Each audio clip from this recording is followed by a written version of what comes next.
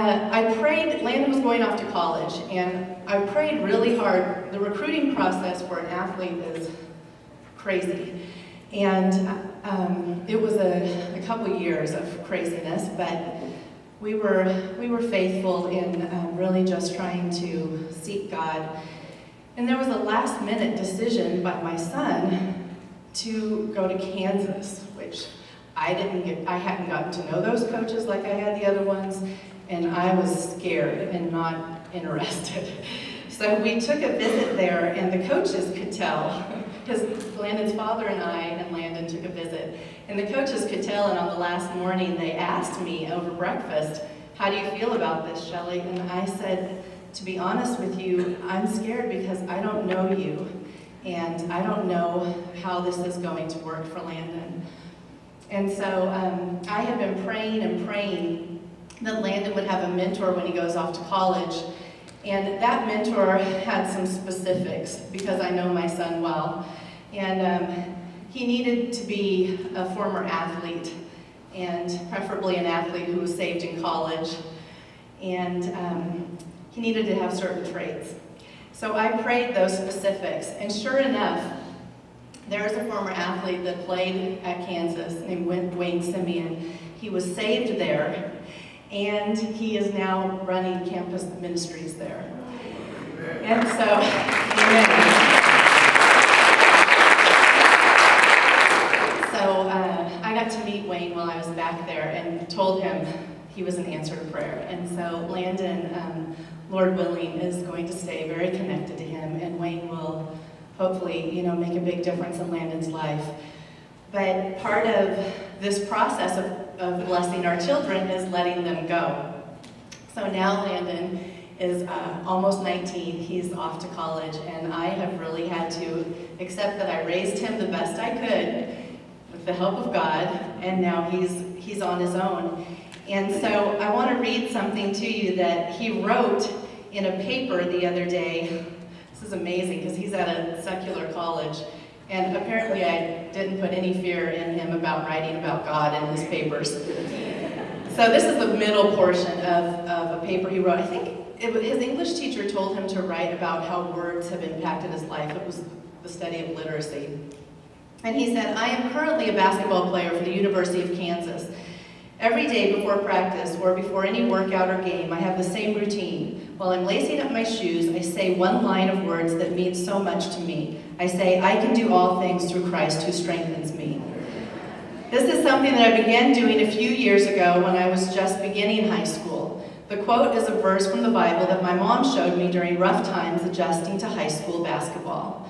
I came home one day to talk with her about problems, and when I thought she would say the typical, 'Oh, honey, don't worry, things will get better, you'll do fine,' instead, she walked out of the room and came back with the Bible, open to the aforementioned verse.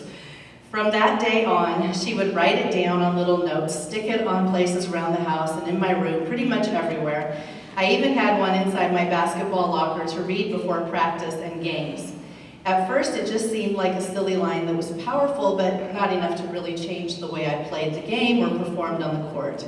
It took me a while to really embrace it, but my mom kept pounding the verse into my life until one day it just hit me after reading it over and over that I need to fully buy in and believe this verse and let it help and motivate me through struggles and hard times. So that's exactly what I did.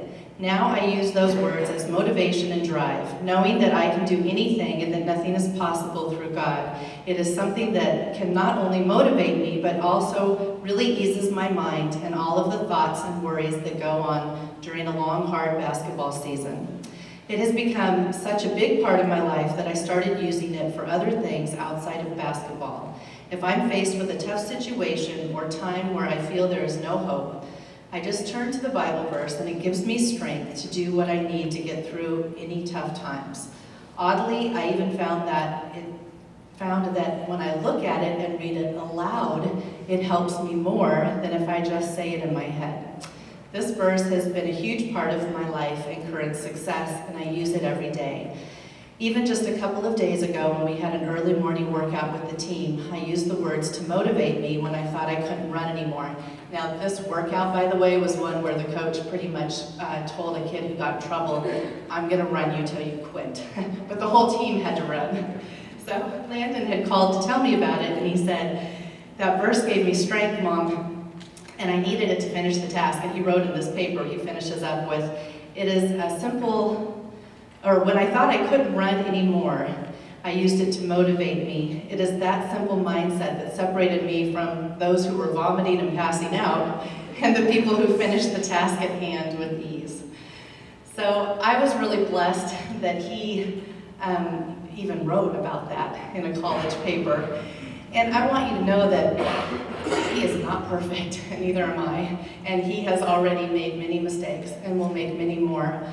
But the family blessing and the covering of prayer has just allowed me to continue to have strength myself, but also to encourage him to keep seeking God and to keep believing and knowing that people are praying for him. So the last part of our family blessing that I want to share with you is that letting go part. As I said, my responsibility of raising my son is done now. I trusted God that I had what I needed to do the best I could. So now I'm there just to love and support him and remind him that he's covered in prayer. He called during the first week of classes and expressed that he was really sad. He didn't think he was going to make any real friends while he was on campus. And I asked him why. And he says 12:12. And it says, "Be joyful in hope, patient in affliction, and faithful in prayer." God bless you.